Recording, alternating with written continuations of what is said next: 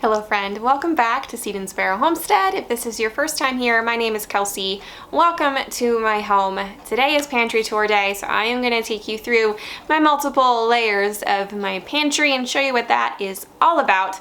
But for a little bit of background in case you are new here, or even newer. We are a family of four. It's my husband and myself and our two small children. We live on a 1/4 acre in south central Pennsylvania, and we do homestead on that 1/4 acre. We're trying to do the best we can with what we have. So I do have a fairly large garden. I'm preserving a lot of food, which you're gonna see we pull from this pantry on a daily basis. I consider it my in-home grocery store. Now everything in this pantry we cycle through in about a year. Sometimes it's 2, it just depends on what the item is. Sometimes we run out of things within a month. It just depends on the frequency that we are eating that thing. But I try and, pace everything that we have down there, depending on the garden years. Some years I just don't get as good of a harvest, and other years I get great ones. So it all kind of works out in the end. But let's just jump right into it. We're gonna start with my first 2 levels of my pantry. I have 3, but the first 2 are right here behind me. All right, layer 1 is the stuff here that I pull from first. When you cook and bake from scratch 2 to 3 times a day, I want things to be easily accessible. And if they are more easily accessible, I just want to use them more rather than having to go and dig for everything. So I try and have some things that I use the most out and within reach. So right now everything's a little bit empty because we're just coming out of garden season, and during garden season, all of the scratch baking and cooking kind of just gets thrown to the side because of overwhelm and busyness, and then you're just kind of in survival mode. So freezer meals and eating out and super easy meals is what it is. So I need to replenish these things because we're getting back into the season where I have time for this. So typically what I have out here is oats, different types of sugar, like homemade pancake mix, jasmine rice, different other like baking mixes. I have cornbread mix up there, brownie mix. I usually keep my baking powder and baking soda and cacao powder up here. And then down below here I have some flour and different grains. It just depends on what I'm using. Right now I have kamut berries in there. I did purchase a grain mill this year. That was a goal I had last year, is to start milling my own grains for all my baking purposes, but that kind of got pushed to the back burner because I had some health things come up where I can no longer have gluten, at least for the foreseeable future, until I've healed some things. So without being able to taste what I'm experimenting with is a little difficult, and I like to try recipes and come up with recipes based on taste. And if you can't taste them, then it doesn't really work out too well. So that has been pushed to the back burner for a little while yet. One day I'll get around to it. I might experiment with it a little bit and start doing half and half recipes, half all-purpose, half home milled grains, and work with some tried and true recipes that I have. So at least it's getting some use, and I'm working through the grains that I already have purchased. But we'll get to that at some point. So this is layer 1 of my pantry, just some of the dry goods. Around the kitchen I do have a few other things like salt and pepper, oils, vinegar, honey, stuff like that. So everything else is pretty much kept in layer 2. All right, layer 2. So this is my in-kitchen pantry, obviously, and everything I need to either make the homemade mixes I have out in layer 1 or just to replenish the jars I have out in layer 1 can be found in here. So these swing out.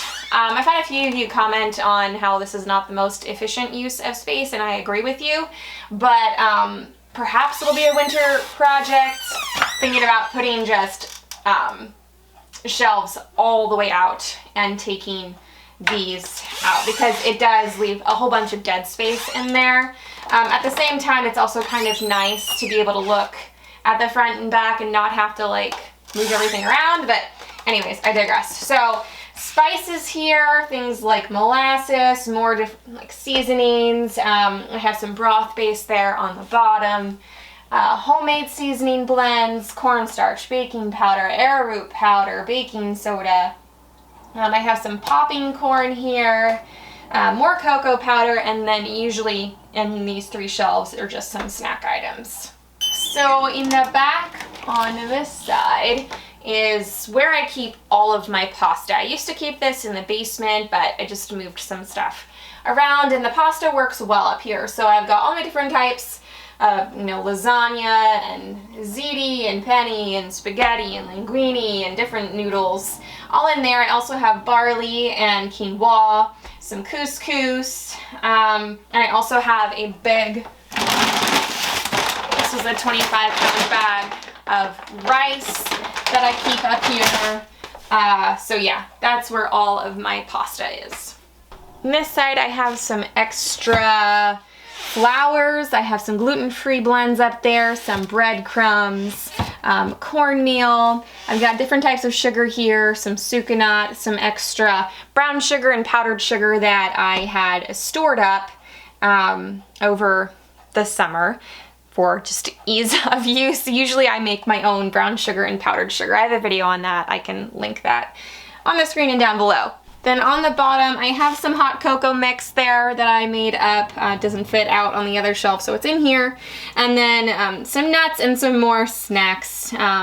Occasionally I'll bring snacks up from the basement, and then as we're eating through them, I'll just stick them back there. So there was layer 1 and layer 2 for you. Let's go downstairs to the big guy. All right, you guys, here is the bulk of it, at least the best angle I can get at the moment. There's stuff all along this side too, but we live in an old home. It's a partially finished basement, and it's just, we have very narrow spaces to work with, so this is the best angle I can get at one time. But you can, for the most part, see all of my canned jars, my canned goods. Up top I have like store-bought things I found on sale. So I'm gonna take you through everything. I like detailed pantry tours. I hope you do too. So let's just start first with what is up top.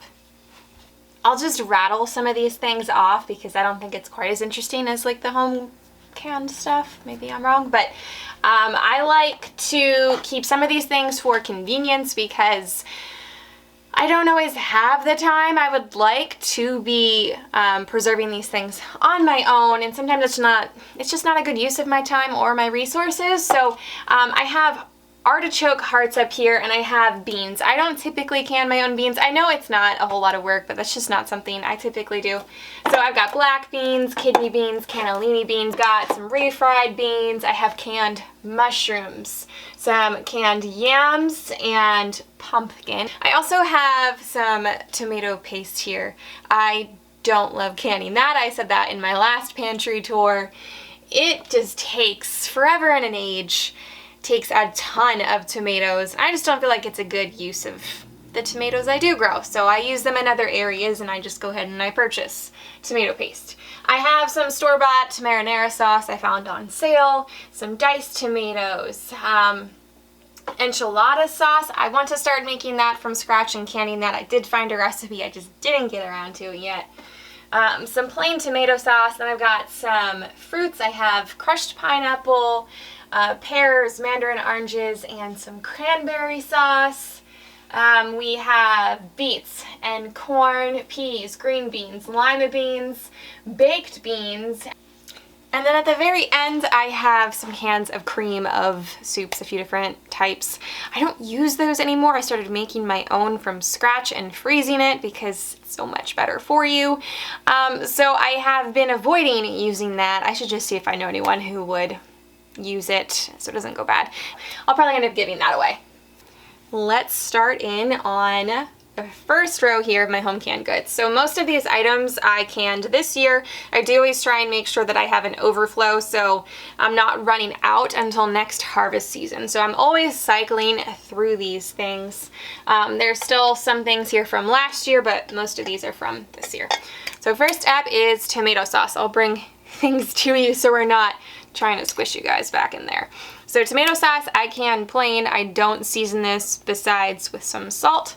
That way it's a bit more versatile and I can use it in a variety of ways and I don't feel limited. And then it's just, you know, one product. I don't have to make a whole bunch of different products. Hot sauce. I did this for the first time this year. Haven't actually tasted it yet. We're gonna be tasting and trying out a lot of things.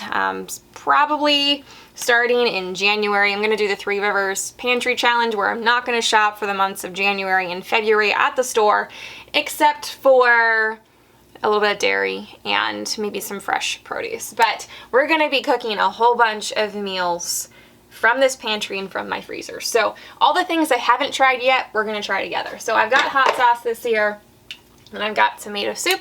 This is my favorite for a quick meal. Make some sourdough grilled cheese, throw some ham on there or something, and have some tomato sauce. This is so good. It's so much better for you than the stuff in the store. It really is. It's very yummy. My husband hated tomato soup, like the canned stuff, growing up, and he hesitated to try this. He's like, I don't like tomato soup, but he tried it and he loved it. So definitely give that one a try. I believe this is the tomato basil soup from the new Ball book. This is pizza sauce, also from the Ball Candy book. Pretty much everything that I can is a Ball recipe, or the National Center for Home Food Preservation. I use that as well. So pizza sauce from the Ball book. This is one thing I do like to make special rather than just using tomato sauce. I really like this pizza sauce recipe, so that's a staple here. I also have some bruschetta. This is the first time at making this. My friend Heather also made this, and we had heard that this lacked flavor after it was canned. It's pretty bland, and she confirmed that. So what we both decided to do is, as we open it and eat it, we'll just doctor it up with some more, maybe some honey and balsamic, just to give it, you know, some jazz after it has lost some flavor. But that was a new item this year. Haven't opened it yet, so we'll do that soon.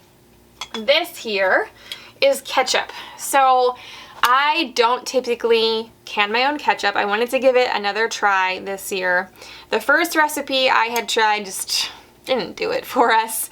This one tasted pretty good, but it still isn't like store-bought ketchup. I'm thinking this I'll probably use for like topping meatloaf, maybe more as a barbecue sauce almost for different meats. Definitely doesn't remind me of ketchup, but we like it a lot more than the last recipe that I chose. This is another new one this year. This is plum sauce. My friend Heather has a plum tree and she sent me over a massive box of plums, and I made a whole bunch of plum items. So plum sauce, this is an Asian inspired sauce. I haven't tried yet, but I've got some good ideas coming for some recipes to include that. Peach barbecue sauce up next. This, I believe, is my third year making it, and I will continue to make it. It's a staple now. We love it on any sort of chicken dish, pork dish. It's also good on salmon. I really love it with pork loin in the crock pot or over pork chops. Really yummy. I think I've also rubbed this on a chicken and baked it with it on, and it became like a glaze over the top. Really yummy. So that's here. I've got 2 rows of that because it's that good. And now this is Victorian barbecue sauce. This is my second year making this. Really yummy, very unique. Can't say what it would taste like because it's a taste all its own. It has rhubarb and brown sugar, raisins in it. It's a very sweet barbecue sauce, but it makes a really good pulled pork or like a pulled brisket sandwich. That's our favorite way to use it. This one's also new this year. It's a peach ale mustard. My husband requested this. I'm gonna make some homemade soft pretzels to use for this to dip in, but I have a few other ideas up my sleeve for that one too. So for my faithful viewers who have been around since last pantry tour, yes, these are the same carrots from the last tour. Isn't that terrible? We really hate canned carrots, and it seems that people are very divided on this subject. You either love them or you hate them. I think they get a funky flavor. I don't love the texture either. I much prefer freezing them, freeze drying them, or putting them into a crisper drawer and trying to store them over the winter, or if you have a root cellar. Much prefer that to canned carrots. I did come up with some nifty ways to use this over the last 10 months since my last pantry tour. But like I said, we're coming out of busy season and I just haven't really been good about using things up. So this pantry challenge, we're using up all of these carrots. I think I have 6 quarts of them, because this will be going into, they've been down here for 2 years now, so they need to be used. So we'll be baking with them. I've got a whole bunch of green beans. I did do a few of these this year. I had a bumper crop for green beans this year. We do like them. We're just not huge fans of green beans, so I'll use them like in green bean casserole and just as a side or on sheet pan dinners. Something else that I kind of forgot about on my everything we grew on the homestead this year is cucumbers. I had a bumper crop for cucumbers as well from 2 plants. I had so many cucumbers, I was swimming in them. So we did make 2 batches of, this is bread and butter pickles, which we do really enjoy, but we can only eat so many pickles, honestly. I actually ended up pulling out those plants a little prematurely. They did have some powdery mildew on them, so it wasn't totally unwarranted, but I was just overwhelmed in cucumbers. I gave so many away, and we did preserve some, but bread and butter pickles are back here. The last item on that row is beets. I've got some pickled beets and also some plain pressure canned beets. A lot of that stuff on that shelf there I consider like quick sides for quick meals. Onto the second shelf. This section, yeah, about right to here, this is all my jams and jellies. If you go back and watch my first one, or if you remember from my first pantry tour, I have an issue with saying no to yummy looking recipes when it comes to jams and jellies. I did find a whole bunch of new ways to use these up since the last pantry tour. Just the different baked goods to use as glazes on meat. There are some fun things to do with these. And I've just kind of honed it in on ones I know that we really enjoy. There are some that are still here from last time that we just don't really love, but I'm trying to work through them. One of those is this zucchini bread jam. It's good, it's just we don't love it on its own. It's really good in zucchini bread, or on zucchini bread. It's just not something I gravitate towards, I want to grab, I want to use, so I won't be making any more of that. I still have 3 jars of that to use. This is peach and cranberry conserve. Not a favorite of ours, but we will eat it. I won't be making any more of that either. This is some wineberry jelly. Really good. I like this to use as a glaze on pork, chicken, or beef. Tastes really good. It's also good if you have made those grape jelly type meatballs. You could use the wineberry jelly. That's really yummy. I've got some peach butter here. Love this stuff. Always make that. This is strawberry jam. It's natural strawberry jam, so it's made with apple pectin. This was a new recipe this year. We have tried it. It's really good. That is definitely a staple. Wonderful flavor on that one. And because you didn't have to use pectin, there isn't as much sugar in that one, so that's really good. I have 1 jar left of strawberry chamomile jelly, or jam. I've got some grape jelly back in here, and I have, this is like my odds and ends row, raspberry lemonade jam, which is really good, although my kids love the flavor, they don't love the seeds, so I might consider taking the seeds out next time. This is a new one this year.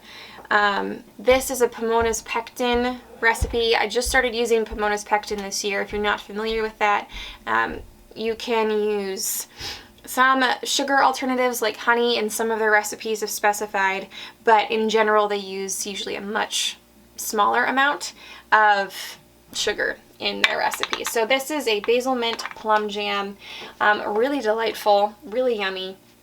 And then this one is also Pomona's pectin. It is vanilla plum preserves, really good as well. I made some blueberry jam this year. I also made some blueberry syrup, which we have not tried yet, but I'm excited to try that one. I did make some sundae in a jar this year. That, I have to remember what's in here. I think strawberries and raspberries. Did this also, I think this had chocolate liqueur in it, I think. Is that what this one? Yeah, this one had the chocolate liqueur in it. So it was strawberries, raspberries, and chocolate liqueur. And from what I remember, it was really tasty. I just tasted it when I was making it. We haven't had it on ice cream yet. And then the strawberry syrup, I have mock pineapple here. This is zucchini, actually, with pineapple juice and some sugar, and it really does resemble pineapple. If you're baking with it, you can hardly tell. I also use this in place of pineapple when I'm making sweet and sour chicken, some different Asian stir fries. It's really quite good and a great way to use up surplus zucchini. I have a video out on how to make that if you're interested. And then I have some strawberries, whole strawberries in syrup. I have some cherry pie filling and some cherries in juice. The last fruity item I have here is maple strawberry smooch. This, for some reason, never really set up very much. It's very liquidy. I don't know if you can see how much it's just rolling around in there. This will probably use on like pancakes or waffles, a Dutch baby, more as a syrup. I think it's supposed to be more of a spread, but like I said, it never set up. It still tastes really good, but we're not using it as it's intended to be used.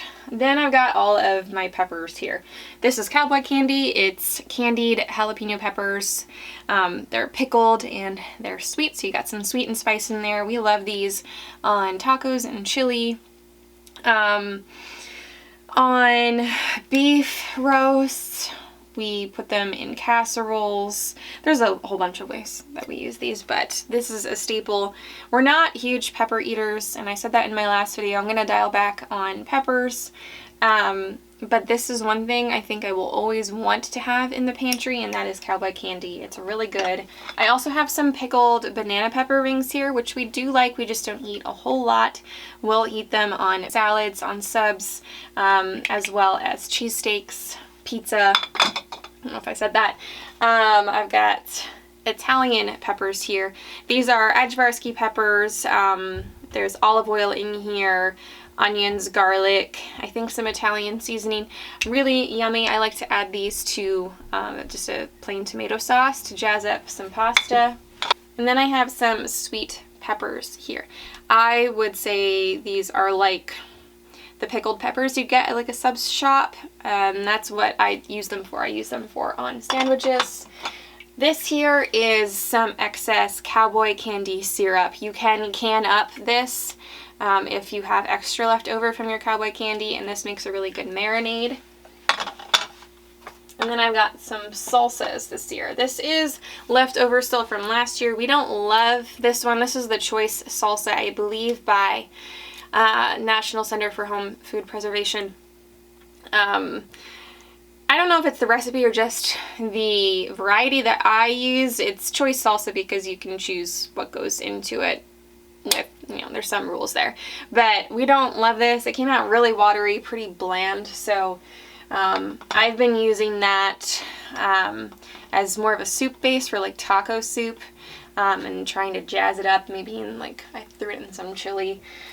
But we're not using it as an actual salsa. None of us have tried any of these new salsas. Let me bring them up to the camera. They're so pretty. This one, I made all these with you guys, so there is a video out there. This is mango salsa. This one is tomato and jalapeno. This one is a cherry tomato and corn salsa. It was a really great way to use up cherry tomatoes. You didn't have to peel them. These are all from the all-new Ball Book of Home Canning. And then the last one I have here is some zesty peach salsa. Then I've got a couple juices back here. This is, oh, which one is this? Strawberry lemonade concentrate. That's what this is. This one is just some apple juice. And then I've got some cranberry juice here. No sugar added.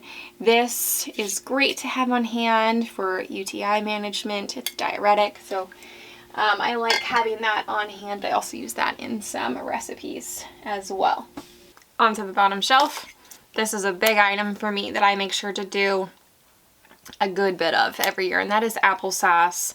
We could probably go through 1 or 2 of these a week. I think I have about 40 pints here that I canned. I also like to use them in baking. This is apple butter. We love this stuff, and it's really popular here in PA Dutch country. We use it in a variety of ways, most usually on toast or pancakes or waffles. It's good mixed into a Dutch baby. I also make some applesauce loaves and swirl this in.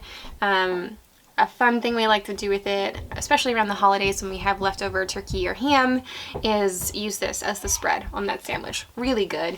Reminds me of fall, which is my favorite season, so whenever I open a jar, it just makes me happy. It's spiced and cozy and all of the good things. So I have a whole bunch of apple butter. I have some apple pie filling here. This is apple pie filling with clear gel. I don't love this, but I don't hate it. It is nice to have on the shelf for convenience. I like to use it in turnovers or Pop-Tarts as well, other pastries. You can use it on the bottom of your skillet if you're making a Dutch baby. That's yummy. But I really prefer pie filling, home, like fresh made, and it's also pretty good in the freezer. But I do like having multiple methods of preservation in use just for food security purposes. Obviously this stuff is shelf stable. My freeze-dried stuff over here, which I'll show you, is shelf stable. I love using my freezers, but I don't like having all of my eggs in one basket, so to speak. So I'm not totally sure I'm going to continue doing this because it's not my favorite method, but at the same time it's really nice for convenience, so to be determined. And then I've got a whole bunch of peaches here. This is just peaches in, I believe, apple juice. We love these. This is a new thing this year, which I'm not a huge fan of. It is honey spiced peaches. So instead of using, I think I used apple juice in this too, but instead of using refined sugar, you can use honey in this. The honey flavor is great. What I don't love is the spice.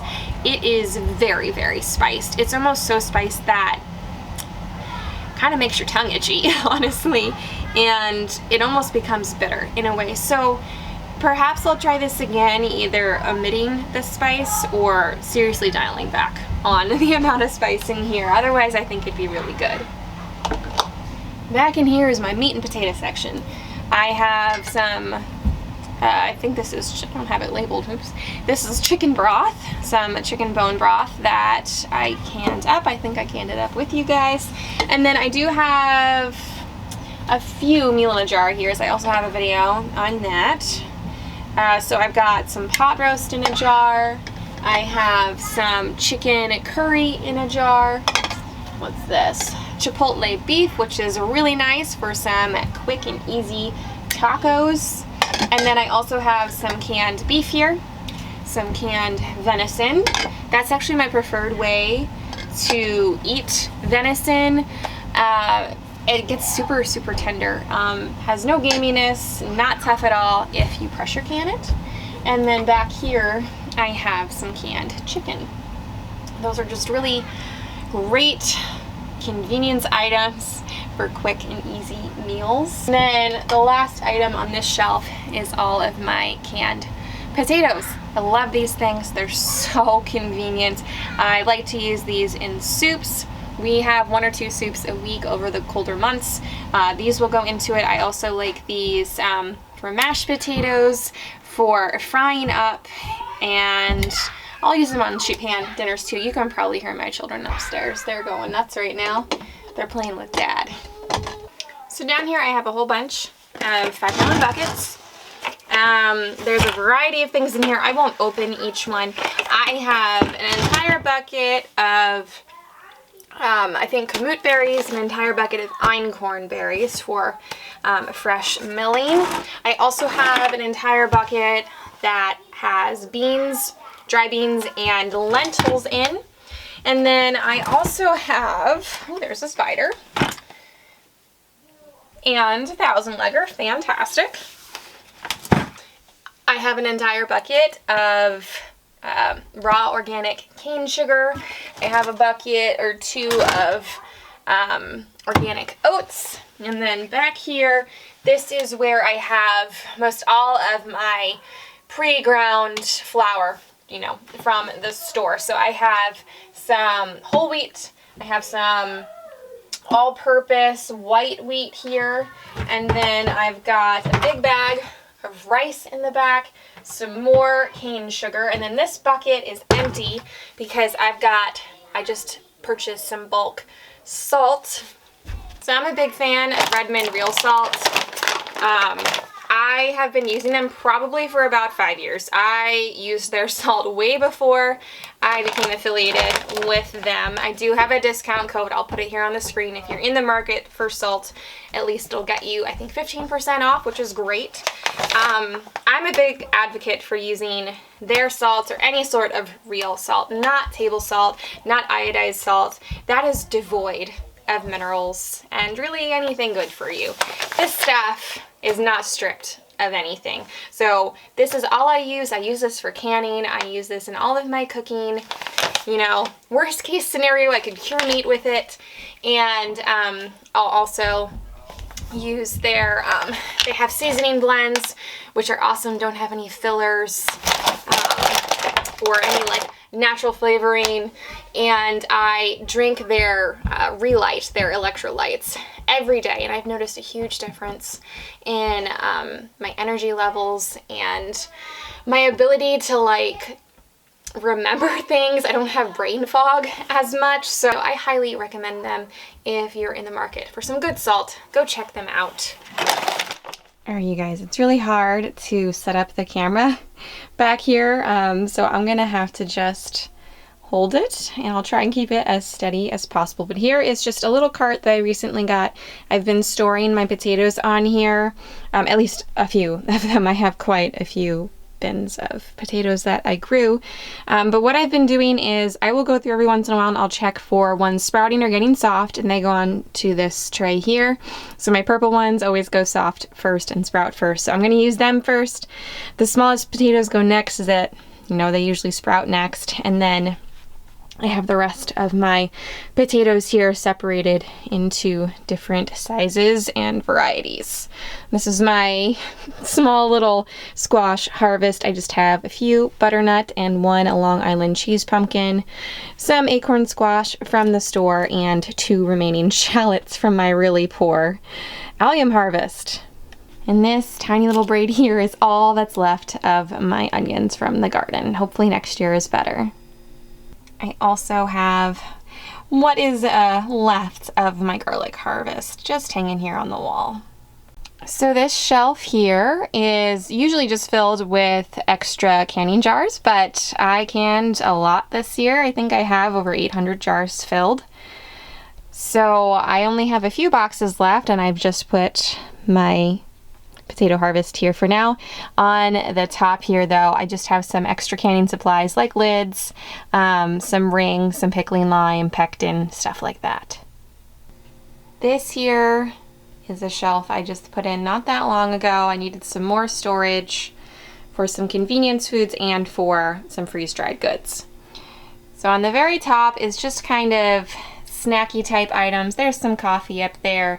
This is just my convenience food for when I need some help, need something quick. So like crackers and mac and cheese, some dried fruit, some fruit cups, chips and pretzels, that sort of stuff.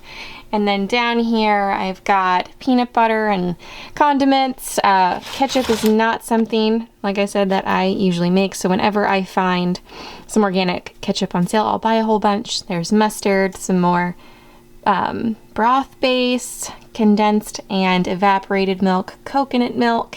We have some sweeteners in here. We do use a lot of maple syrup.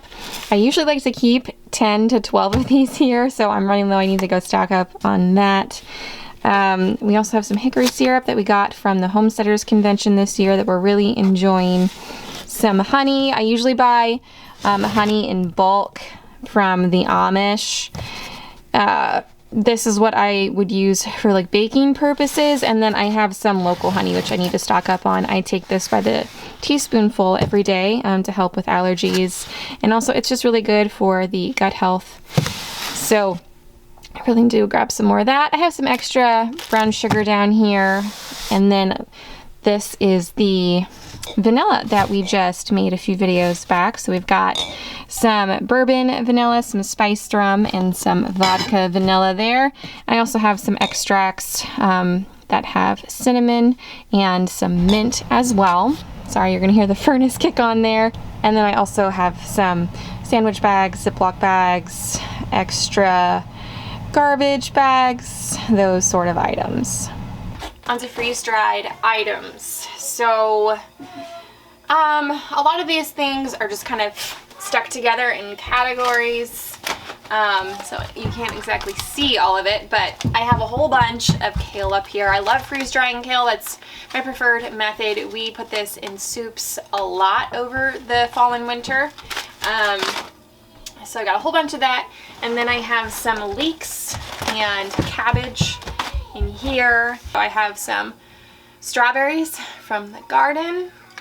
You can see I also did some sliced bananas. I have some hash browns. I've got some goat milk, raw goat milk that I found locally that I just decided to freeze dry to have on hand. And then this is a random jar of cantaloupe. We don't love freeze-dried cantaloupe. Freeze-dried watermelon, on the other hand, is really, really good. This is not a favorite of ours, so I only have one little jar that we're working our way through. And then I have a whole bunch of peaches. These are lovely. All right, next shelf. Like I said, whole bunch of raspberries. If you watched my last video, we got 15 gallons of raspberries from the garden. I have a whole bunch in the freezer, but I did freeze dry. I've got like, I don't know, 10 bags of them here and 3 of these guys. So lots of raspberries. My Grant, my 2-year-old son, he loves these. He would eat this entire jar in one sitting if I would let him. I have some sweet cherry halves back here.